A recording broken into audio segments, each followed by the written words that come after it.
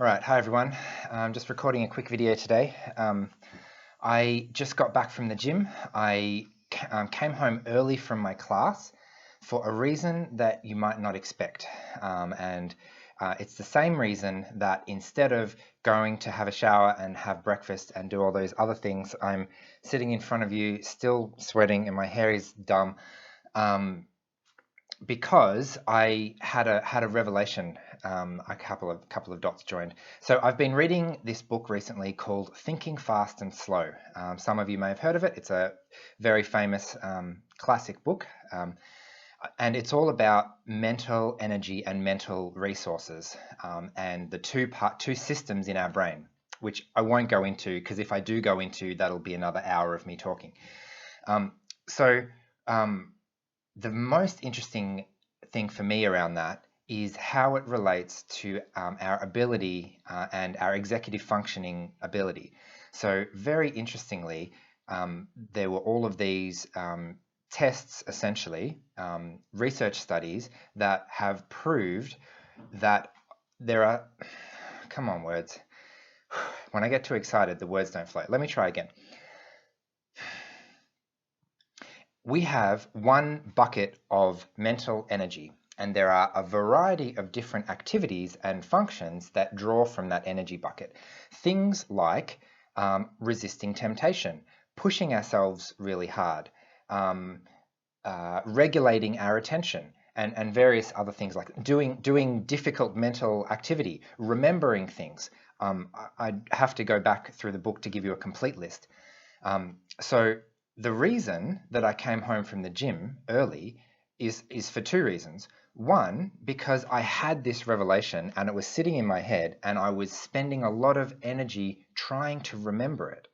And now what I learned from the book and what has made sense, because this has been my experience my whole life, is when I'm in this state of I've got something that I'm trying to remember, I spend a lot of energy just, it's like holding on to it, trying not to let it go. Because I know if I let it go, it's not going to come back, or at least I worry it's not going to come back. And what happens there is it takes a lot of this resource of mental energy to hold it there.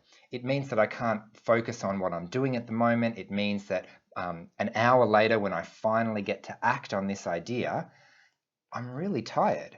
So that's why I came home from the gym early. I did half my class and I said, no, that's it.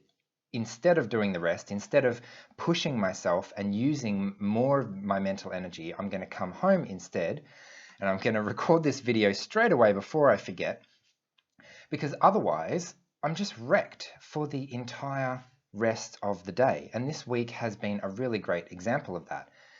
We've just finished a 1 week of enrollments for Autism 101, which has meant that I've spent a lot of time in front of my computer doing things and juggling so many different tasks and pushing myself to do things that I find very difficult, like writing emails, for example.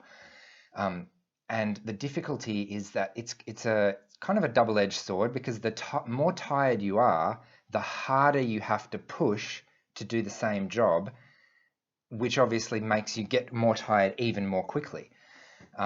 So I was originally trying to relate this to sensory things. How does sensory processing affect executive function?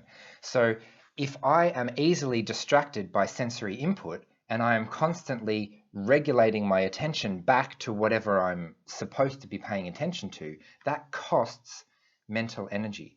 When I'm trying to sit still when my body doesn't want to sit still, that requires mental energy.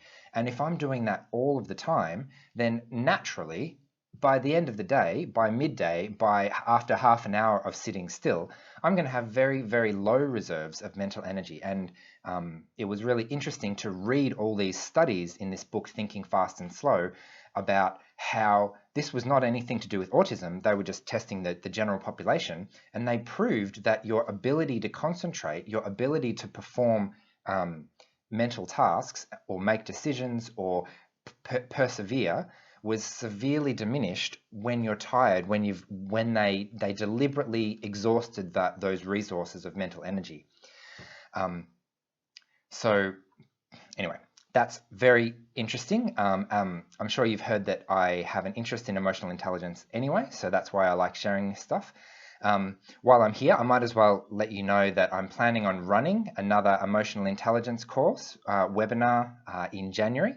My EQ 101 course has been available as a self-guided course and is available right now as a self-guided course. But I'm going to do a live webinar series, which will be free for everyone who's already done the course. So that's going to be fun to have everyone who's done the course previously come along again. Quite often when I've run it in the past, people have come multiple times because there's just so much content, and then just like I was saying at the gym this morning, just things just click and you're like, oh, it makes sense. This thing that I've been reading about, that I've been learning about, it actually really matches my experience and it's really useful. So for example, I know that if I come home from the gym early, I'm going to be more productive at work. Sometimes I go to the gym and it's quite easy and it doesn't feel like I'm pushing myself too hard, which is great. But sometimes you wake up and you're doing something like, I really don't want to do this. Is it worth really pushing through? And for me, sometimes it's not. I'm way digressing again, but I had a housemate who used to go for a swim every morning. And one morning I went with her, and she would say things like, isn't it amazing to get up and do something, and then by the time you get home at 9 a.m. in the morning, you've already done something?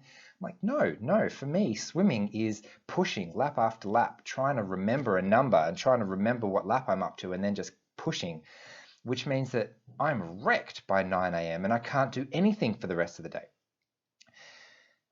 Anyway, going to stop this video here.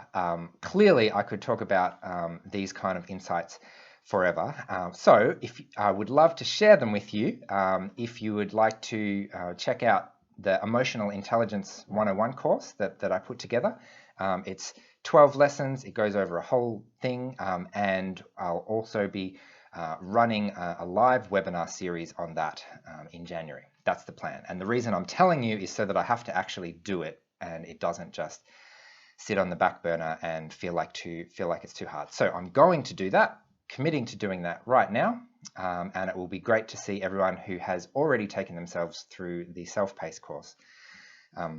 So yeah, hope you've enjoyed this video today, and I should also mention my very generous Patreon community. The reason the luxury for doing this video is because I'm going to spend some more time doing the video I was supposed to be doing this week, which is actually another, I'm going way over time, another great strategy that I've found that works for myself, which is going with my energy. So I'm very grateful to all of our Patreon family. Thank you so much for responding so quickly whenever I ask you what I should do or reach out to you for help. That's been really amazing.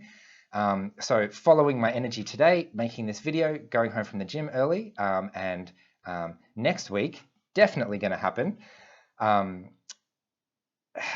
So you're undiagnosed autistic or something. I don't know. I have a plan. I do things right. Okay, see you later.